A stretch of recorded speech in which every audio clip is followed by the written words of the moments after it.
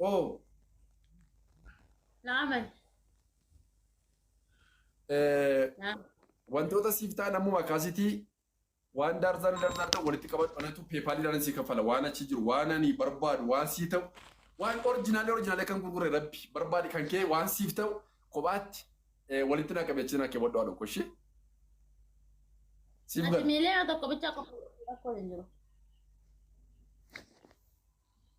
maal ani miila tokko miti tokko qayyuu irratti qabaatanii an qopheessamne isa xiqqee akkasii duubatti hin deebinu kana beeki dhugaa rabbi uummanni na duukaa jiru hundiyyuu itti cabsi jechaa jiran itti cabsi لا لا بقى. سيفرني itti cabsi منو. jechaa jiru of qopheessi garuu of qopheessi kenni maanni gadi ko xiqqoo ispoortii jalqabde moo yoo haadha ko xiqqoo ishina jalaatti mush jechuu barbaadde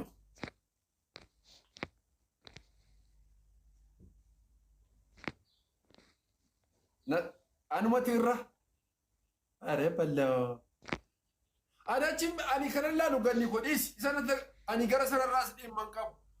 Rifeensarraas dhimman qabu.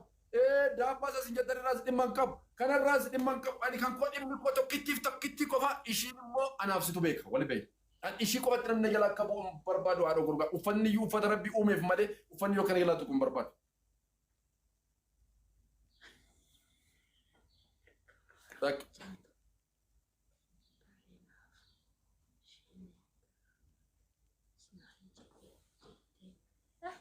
ما جت مسي الريبيان كومنتك لا تاكل شكل ننجرا.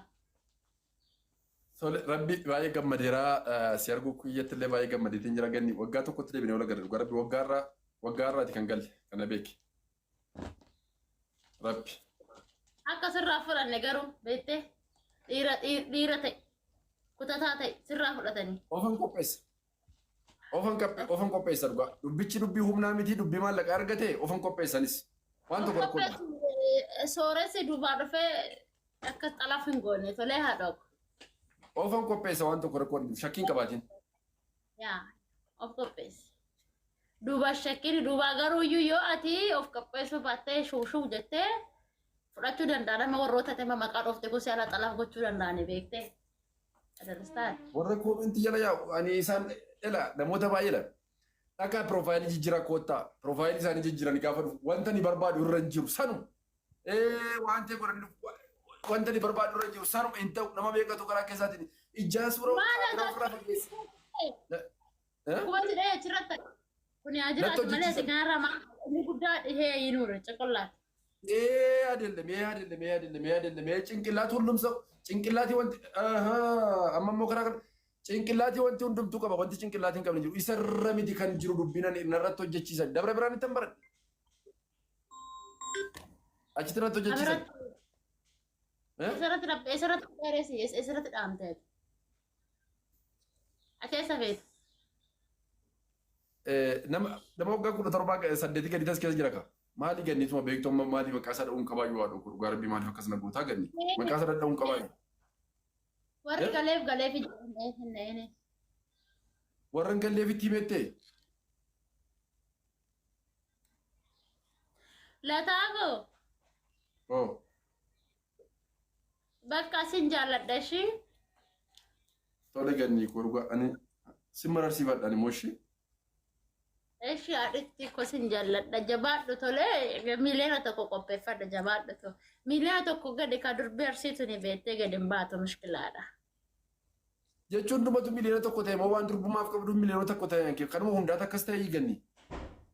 Illaa shamaruma arsiitu miiliyoona tokko galee bar haadha tokko miiliyoona tokko gashanii bar arsumatu miiliyoona tokko galee. Maaliif qoyyoon hiriira nagaa qopheessee kana jabaadhee namoota na jala jiran hordoftoota koo kakaasee hiriira nagaa qopheessine amma ta'etti yoo itti deemne yoo akkuma bara sanaa akkuma bara jijjiirama kana dura waan ta'e gochaa turre sanatti daandii cufne laafu akkuma ta'e taanee dhaadannoo yoo gaggeessine yoo. Egaa kabee jabaadhu mudhii dhadhu kaa jabaatan wayii argatanii itummaan Nama Saamu'eel jedhamutu ani miliyoona lama kaffalaa fi dinaaf dhiisii ilaali Oromoon akkatti. jabaadhu. Waan tokko rakkoon jiru ani waan karaa koo jirtu ofan qopheessaa asuma irrattuun irratti ka'aa jiru waan ta'eef eenyutu hiriira nagaa na wajjiniin ba'a miti ofan qote of qopheessee humna koo walitti qabadhaa dhokora kun tokko jiru nyaadhu nu godhete walirra kee wadha kana booda goggogeera ofiifu amma surree keessaa dhumu gaamma kana booda dhaabotee durbi arsii qaaliidha. Durbi arsii qaaliidha. Durbi arsii kun qaaliidha beektu nuti qaaliidha. Durbi arsii qaaliidha. Arsii fuudhuu fi foormii baay'ee si gaafata ganniidhaan mari'adhu malee lataa foormii kan biraas qabaayi wanti biraas jira jiru mirri miliyoona tokkotti ganni foormii kan biraan barbaanne maanni maa walitti dhuudha. Durba arsii takka fuudhuudhaaf birri miliyoona tokko bicha qopheeffadha. Miliyoona tokko qopheeffannaan ganni fudhattee itti kalas. Eenyumtu si fuudhee boor. Fuudhee kee manaan si gahee kee wanta ati jira jette sun yoo hin jiru ta'e yoo qabdii 500 kaffalee kee 500 booda kaffaluu danda'u gaafa millaashii. Ta'u inni jiraachuu baate inni ta'u miliyoona tokko gadi hin bahu. Jiraachuu baate hin danda'amu. Ganni booda argu akkatti maan dabbara dhugaa waaqayyo maali haa dhugu qodaanii cabaa fi qodaa cabaa fayyaan tokko. Maaltu cabaa godhadee hin cabne yoore? In kassartan jechaa jiru maal akka isaan shakkana wallaalee dhugaa namni baay'een in kassartan jechaa jiru. Sadii muka nyaadhee amma isheen duratti ganneen jaartii gammeeti warra siin jedhu isaan laalan akkas jedhu. Was laattaa je'iin qoshofforee je'iin.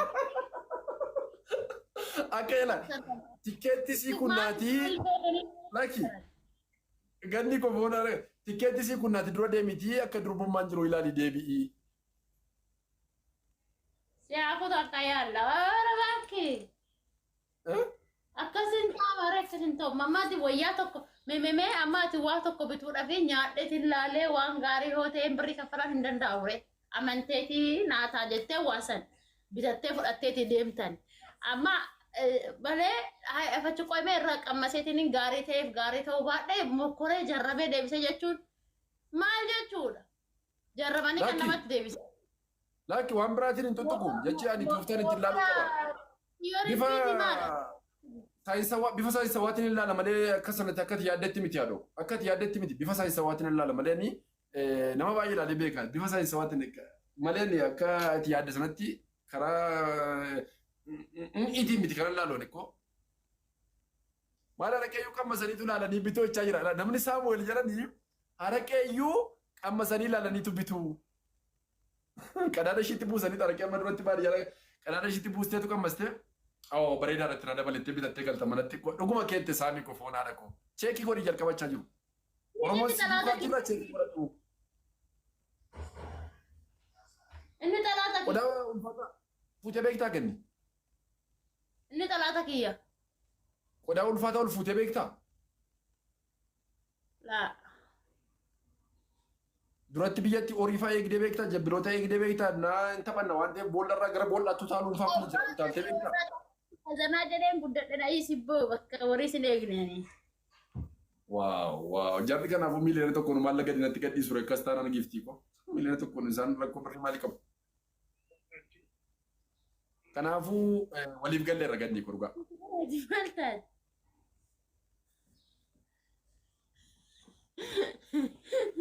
Laataako. Buchuuko. Saruuko.